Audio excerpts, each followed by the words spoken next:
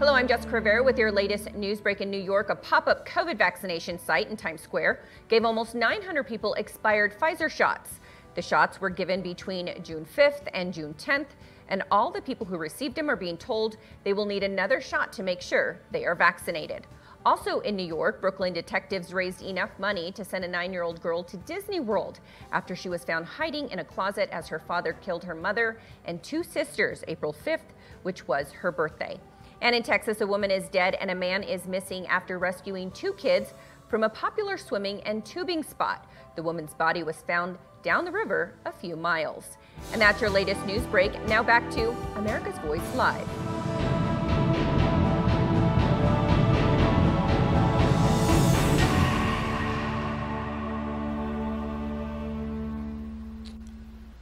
And thank you for the update, Jessica. President Biden's first foreign trip coming to an end now. Tomorrow he'll meet with Vladimir Putin, then head back to the United States after a long week of meeting with world leaders, one of those being the Queen of England.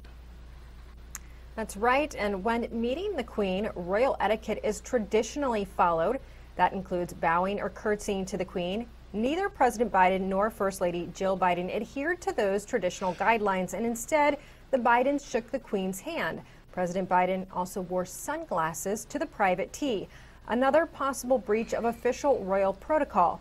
Joining our panel today to talk more about Biden's foreign faux pas, founder of Patriot Academy, Rick Green, retired New Jersey police officer Steve Rogers, and president of the New York Young Republicans Club, Gavin. Welcome to the panel, everyone. I want to say, after meeting with the Queen, President Biden said they had a great talk and that the Queen asked him about Russian President Vladimir Putin and Chinese President Xi Jinping, again revealing private details of a conversation with the Queen is typically not done.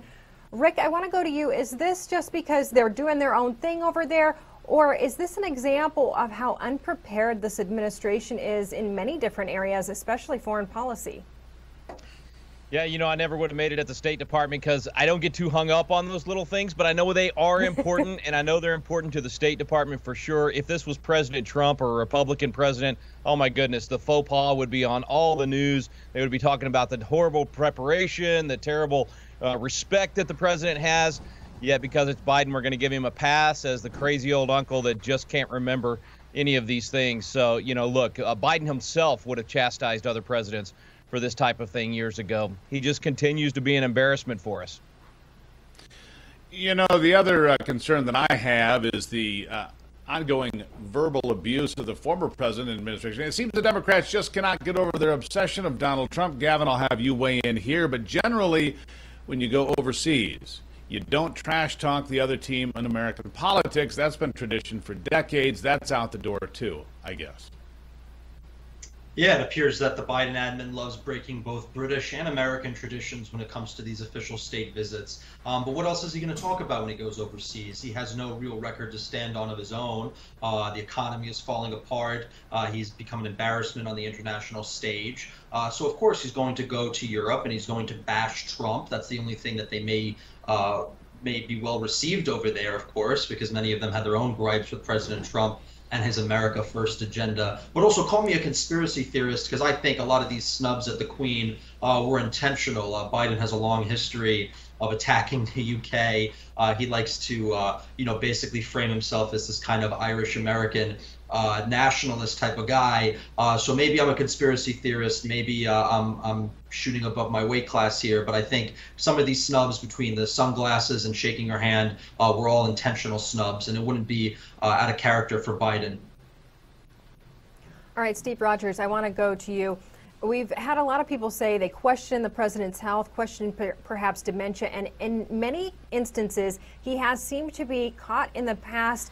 A few days ago, he referred to Syria as Libya 3 times. Now, you will remember the Libya situation and President Obama saying that that was his biggest regret from office after the aftermath of the Libya situation and how Libya went on after the takedown there. Why is the vice president referring to Syria as Libya? Is this a question of his mental health once again? Well, look, I'm not a psychologist, but I can tell you I think it's worse than that. I really believe, because I see a pattern beginning to develop with not just with him, but with the administration, of something Ronald Reagan warned about us years ago. And that was the influence of the Communist Party. Of course, in Reagan's day, it was the Soviet Communist Party. But we have a real problem with the Chinese Communist Party and socialists across this country. Look, it's not a secret that there is a lot of pressure coming down on Biden administration from progressives and from socialists. So this guy's probably so wound up, he doesn't know which way to go, which way to turn. He just doesn't know what he's saying. Why? Because the interest of the United States is not in his mind. What's in his mind is his political survival. Yeah, I want to switch gears now because there's another story out there that if it had happened to the previous administration, to the previous president, I think it would be wall-to-wall coverage 24 hours a day. And that is Hunter Biden's prolific use of the N-word in some conversations he had online, emails back and forth with his white attorney, where Hunter continues to use the N-word, talking to his attorney. Now more coming out about the president's son today. It appears as though Hunter described the mother of his child as a basketball mentor in order to skirt around security and rules about visitors and a whole lot more. It just seems that, Rick, we just continue to make excuses and change the rules for the Bidens. Again, any of these things that they've been done by Donald Trump or the Trump family or the Trump children, it would be wall-to-wall coverage. Don Lemon would be screaming. They'd all be screaming over there, but they're not, are they? It wouldn't even have to be a Trump child. It could be someone that Trump went to school with, someone that Trump happened to be in the same room with for 5 minutes, and we would find a way to blame Donald Trump for it. It's ridiculous. The double standard, of course, is incredibly high. And the worst part here is that this is not some estranged person in Joe Biden's life. I mean, this is someone that Joe Biden, while in office, was facilitating and helping to do the things that he was doing, and the past that he's given. You know, we all saw the Zogby poll yesterday. 60% of the country says that the media has given this guy too much of a pass, asking about which ice cream he got and all these silly questions that we're asking. We need the rough and tumble of an aggressive press. I don't care if it's a Republican or Democrat president, conservative or liberal. We need a press that is willing to push them hard. That makes us better. That's competition. That causes us all to rise to the occasion, and none of that is happening to this president or the vice president for that matter. And as a country, we need that. So, thank God for your network and for other conservative media that's stepping up to do that. But for the left and most journalism today and most of the media today, journalism has died on the left. Gavin, I want to go to you because as a young person, you have a unique perspective on this. I've heard so many people in your generation come to me and say, hey, President Biden promised this, this, and this, and he hasn't come through on that. And I suspect it has something to do with having watched the Trump administration make promises and keep promises. But one of the things that Joe Biden ran on was family values. Now you see that it's not just that he was sneaking this woman into closed doors and calling her a basketball coach, but you'll remember that he denied knowing her, he denied his own child, and neither he nor his father have ever met this little girl. And this is a man who ran on family values. So why are we not hearing more people say, wait a minute, this is the opposite of promises made, promises kept, and this is actually complete hypocrisy, which we are seeing across the country right now with Democrat governors. They're getting hammered on it. Why isn't he? No, it's a fantastic question. We're starting to see trends towards the right, particularly for Gen Z, or the Zoomers as they're called, who do not use legacy media as their main source of information. So they're not susceptible to mainstream lies and propaganda, which is basically covering up for the Biden administration. And they're seeing through this hypocrisy, they're seeing through these lies, and they're basically in a position now where they're going to be a lost generation economically because of the policies of the Democrats, of the DNC, of Biden.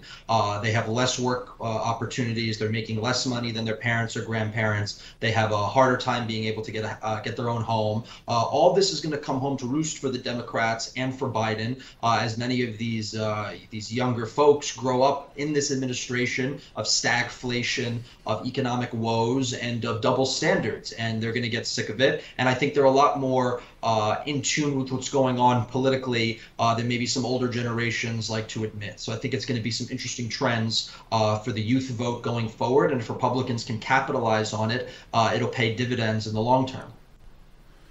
And Steve, I want to come to you to bring us home. I mean, to me, a big part of this is it just smacks of a dishonest media.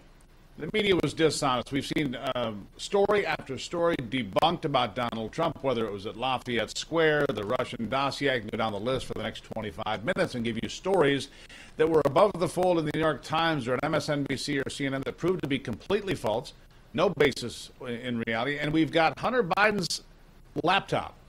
Here are the facts. Here are the photographs. Here are the emails. And we can't get them to say a peep about much of anything. It's embarrassing, isn't it? Well, the facts are this. The media, the mainstream media, has become a propaganda machine for the left. And again, for an agenda that is not healthy for America. And just to reiterate what one of the prior guests said, I thank God for people like you. I mean, look, we're talking about the survival of our country. At least there are media outlets like yours that are willing to step up and bring facts and challenge what is false. So, look, journalism died in America, with the exception of a few of you that are still on there fighting the fight of faith. But I have hope, as Gavin said, I have a lot of hope. Ronald Reagan called us the shining city upon a hill. We are. That bright continues to shine so long as we have media outlets like yours and others like Gavin and your other guests who are willing to step up, stand up, and speak out. So I'd like to end my part of this saying we got a lot of hope because we still have a lot of great Americans willing to stand up and speak out. I love that. Steve Rogers, Rick Green, Gavin Wax, thank you so much for being on our panel today. It's always great to have your voices here with us. Everyone else, stay tuned. We've got more coming up after the break.